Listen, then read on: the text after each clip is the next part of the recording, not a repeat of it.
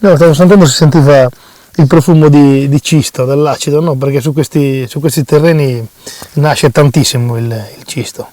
La terra ti parla tantissimo, ti dice un sacco di cose. Abbiamo smesso di ascoltarla perché andando nel campo con le macchine fanno rumori e noi non la sentiamo più. Ma se stiamo zitti sentiamo cos'è che ci dice. Vedi, una radice così sarà arrivata intorno agli 80 centimetri. Questo ti lavora la terra lui, viene piantato apposta perché va in profondità. Il rumore che ha fatto, più la pianta fa rumore, più vuol dire che ha emesso un apparato radicale importante. Più ha messo un apparato radicale importante, più vuol dire che la terra era buona per lei e lei sta facendo un buon lavoro per la terra. Si può praticamente plasmare e fare addirittura, diciamo, delle statuine, no? Con l'argilla. Penso che sia inutile che vi dica che è un terreno argilloso. Terra super ricca, nera, questa basta che piove un po' d'acqua e diventa come sapone. Qui c'è proprio del materiale, di quarzo, di queste conchiglie, sedimenti delle stratificazioni negli anni che sono passati, perché qui comunque erano delle zone ricoperte dai mari. Vedi qui come cambia la struttura? Il colore. Impressionante, poi è uno stacco, ragazzi. Qua c'è il punto dello stacco ed è uguale su tutta la fascia del vigneto. Praticamente da questo punto a giù è un'altra vendemmia. Questo qua è un cru. Single vineyard, si chiama Fior di Marna. Vedi, questa è l'arenaria che si sbriciola se la prendi. Togli, sposti una zolla e subito hai la terra umida. E se vai ancora un pochettino più giù è proprio, guarda, scendi un po' è bagnata. Questo è porfido, quindi ecco il porfido, quanti colori, queste striature di rosso, prevalenza ferro, ma ci sono anche sali di alluminio e di manganese. E qui cominciano invece quello che vi dicevo prima, la parte di tuffo, cioè di sasso un pochino più scuro, no? Questo l'ho messo io stamattina, prima che arrivaste voi. Questo, quello che si vede sopra, in realtà è il risultato di 2000 anni di setacciamento e di recupero dei sassi per riuscire ad avere una parvenza di terra. Ecco. Le Cinque Terre d'altronde è chiamato il Parco dell'Uomo, d'altronde è stato ricostruito tutto dall'uomo e anche la terra comunque era portata a spalla perché non c'era qui. E questo è un terreno super vivo, intanto vuol dire questo. Nessuno è abituato a osservare il suolo, quindi sembrano cose, sono cose che magari sono difficili da capire o soprattutto da vedere, però un terreno che ha una struttura glomerulare, cioè di queste particelle piccole che voi vedete che avranno una dimensione sotto il millimetro, da cui sono formate la più piccola particella visibile che voi vedete in questa struttura, comunque ha una superficie rugosa. Questa superficie rugosa di queste microparticelle denota un'ottima attività microbiologica che è alla base comunque della fertilità del suolo e della nutrizione delle piante, per cui avere un suolo così vitale è tutta salute.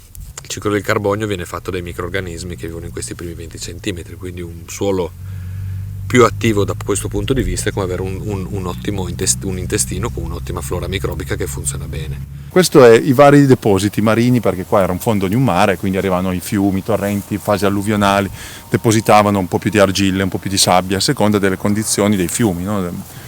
Questo mare si riempiva e poi è chiaro che quando tu ti ritrovi ad avere probabilmente chilometri di depositi o metri di depositi in fondo, hai il peso che comprime e queste sabbie compresse diventavano pietre. Ecco qua, guardate, vedi, nonostante sia bagnata, Guardate, rimane asciutta, guardate la tessitura del terreno. Guarda com'è. Si sfarina, è una roccia ma non è compatta, è molto soffice. Poi si passa a questa che ha una composizione diversa dal punto di vista dei microelementi. Guarda, anche questa si sfarina molto bene. Un terreno piuttosto che un altro, la radice, se arriva qui, tira su dei profumi, dei gusti che sono diversi. Questa parte di sabbia, che è una roccia, vedi, è una roccia però sabbiosa, che si sgretola facilmente, è molto importante per la finezza del vino, ma anche e soprattutto in annate piovose, che non succede molto sovente, però ad esempio penso all'annata 2014, dove è scesa acqua, tutta la zona delle rocche, questa zona qua, non ha avuto alcun tipo di problema, perché comunque il problema è a volte che le argille trattengono l'acqua, quindi fanno da spugna, mentre le sabbie fanno percolare e quindi non hai un rischio di asfissia o un rischio di troppa acqua. E poi scendendo verso di là, sono anche delle lingue argillose. Poi più in giù di quel colore rossastro sono depositi vulcanici. Diciamo la terra è lo stomaco delle piante. Dicevo prima, come noi abbiamo nell'intestino lo stomaco i batteri che trasformano quello che mangiamo in qualcosa che noi possiamo assimilare, è dove c'è vita e la vita sostiene le piante. Se tu metti un vigneto, metti quello che vuoi, se rimane su un terreno sterile, io continuamente devo mettere input, fertilizzanti, cose varie. Un discorso invece se io creo la vita e si autoalimenta da sola. Questo è un terreno estremamente povero. Diciamo che la caratteristica della sabbia è che non trattiene granché le sostanze. Il vantaggio è di avere l'argilla a 1,5 metri, 2 metri di profondità. I rami vengono puliti, generalmente si sceglieva questo tipo di tralcio e questo si piantava. Questa poi svilupperà le radici e diventerà così.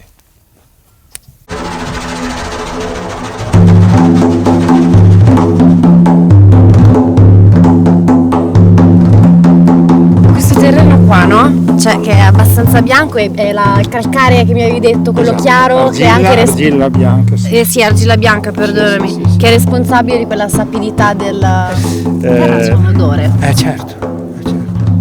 Bisogna saperlo apprezzare, però è l'odore della terra.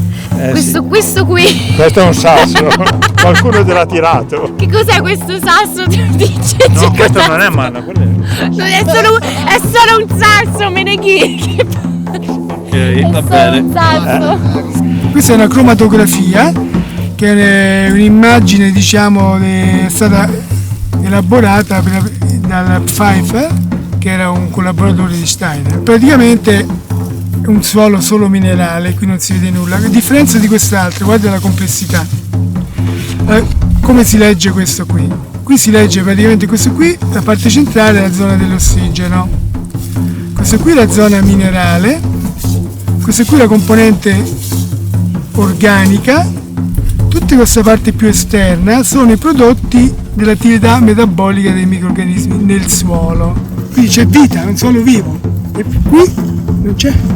Da dove viene questo? Questa è un'aiuola di un pubblica, se vuoi sapere la città di Milano, potrebbe essere Roma, di qualsiasi posto importante. Quindi questo è come se fosse una fotografia di un terreno. Come se è una carta di identità, tu non la fai a distanza di tempo, ma anche se tu il terreno lo stai migliorando o stai peggiorando, se vai in questa situazione vai in questa. Lavorando in maniera sconsiderata arrivi a questa situazione.